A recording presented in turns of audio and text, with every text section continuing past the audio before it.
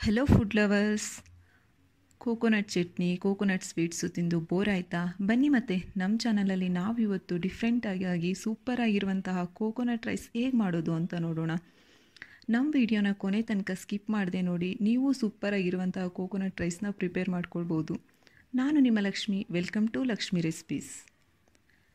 Friends, ನಾನಿಲ್ಲಿ coconut rice ಮಾಡಲಿಕ್ಕೆ 1 cup ಅಕ್ಕಿ ತೊಗೊಂಡಿದ್ದೀನಿ. ಅರ್ಧ ಕಪ್ನಷ್ಟು ಕೊಬ್ಬರಿನ ತುರಿದು ತೊಗೊಂಡಿದ್ದೀನಿ. ಹಸಿ ಕೊಬ್ಬರಿ ತೊಗೊಳ್ಳಿ. 1 ಟೇಬಲ್ ಸ್ಪೂನ್ ತುಪ್ಪ, 2 ರಿಂದ 3 ಟೇಬಲ್ ಸ್ಪೂನ್ ಎಣ್ಣೆ, 2 ಕಪ್ ನೀರು,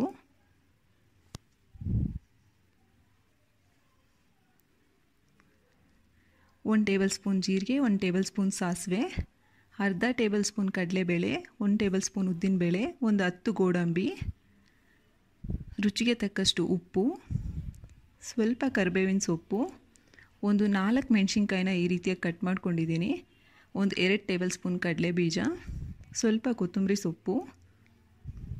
ಓಕೆ ಫ್ರೆಂಡ್ಸ್, ಇವಾಗ ತಯಾರಿ ವಿಧಾನ ನೋಡೋಣ. ಮೊದಲು ಕುಕ್ಕರ್ ತಗೊಂಡು ಅದಕ್ಕೆ 1 ಕಪ್ ಅಕ್ಕಿ ಹಾಕ್ಕೊಂಡು ಚೆನ್ನಾಗಿ ತೊಳೆದು ತಗೊಳ್ಳಿ. ಇವಾಗ ಇದಕ್ಕೆ 2 ಕಪ್ ನೀರು ಸೇರಿಸಿ.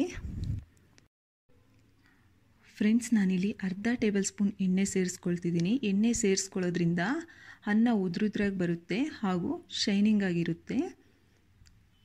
ರುಚಿಗೆ ತಕ್ಕಷ್ಟು ಉಪ್ಪು ಹಾಕ್ಕೊಂಡು ಕುಕ್ಕರ್ನ ಕ್ಲೋಸ್ ಮಾಡಿಕೊಂಡು ಒಲೆ ಮೇಲೆ ಇಟ್ಕೊಳ್ಳಿ.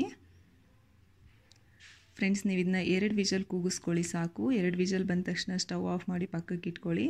ಮತ್ತೆ ಸ್ಟವ್ ಆನ್ ಮಾಡಿ ಬಾಣಲಿ ಇಟ್ಕೊಂಡು ಇದಕ್ಕೆ 1 ಟೇಬಲ್ ಸ್ಪೂನ್ ತುಪ್ಪ ಹಾಕ್ಕೊಳ್ಳಿ. ತುಪ್ಪ ಸ್ವಲ್ಪ ಕರಗಿದ ಮೇಲೆ 2 ರಿಂದ 3 ಟೇಬಲ್ ಸ್ಪೂನ್ನಷ್ಟು ಎಣ್ಣೆ ಹಾಕ್ಕೊಳ್ಳಿ. ಎಣ್ಣೆ ಸ್ವಲ್ಪ ಕಾಯಬೇಕು ಫ್ರೆಂಡ್ಸ್. ಎಣ್ಣೆ ಮತ್ತು ತುಪ್ಪ ಈ ರೀತಿ ಕರಗಿದ ಮೇಲೆ ಇದಕ್ಕೆ ಕಡಲೆ ಬೀಜ ಮತ್ತು ಗೋಡಂಬಿ ಹಾಕ್ಕೊಳ್ಳಿ. ಫ್ರೆಂಡ್ಸ್, ನಾವು ಇದಕ್ಕೆ ಈರುಳ್ಳಿ ಬೆಳ್ಳುಳ್ಳಿ ಯಾವುದೇ ಹಾಕಲ್ಲ. ಇದರಿಂದ ನೀವು ಯಾವುದೇ ಪ್ರಸಾದಕ್ಕೆ, ಪೂಜೆಗಳಿಗೆ ಬೇಕಾದರೆ ನೈವೇದ್ಯಕ್ಕೆ ಇಟ್ಕೋಬಹುದು.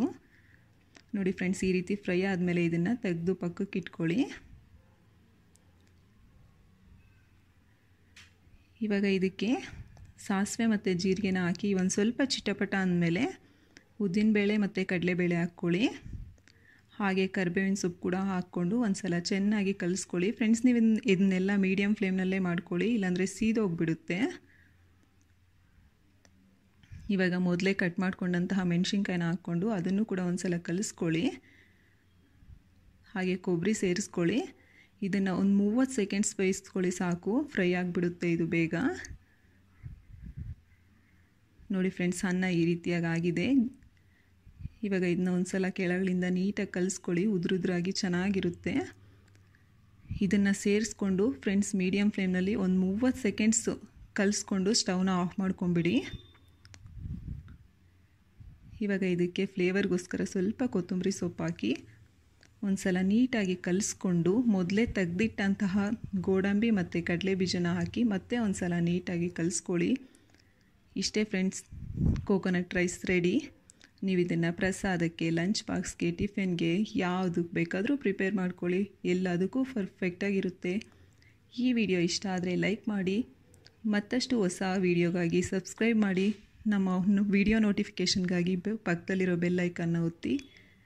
ಆದಷ್ಟು ನಿಮ್ಮ ಫ್ರೆಂಡ್ಸ್ ಮತ್ತು ರಿಲೇಟಿವ್ಸ್ಗೆ ಈ ವಿಡಿಯೋನ ಶೇರ್ ಮಾಡಿ. Thank you for watching.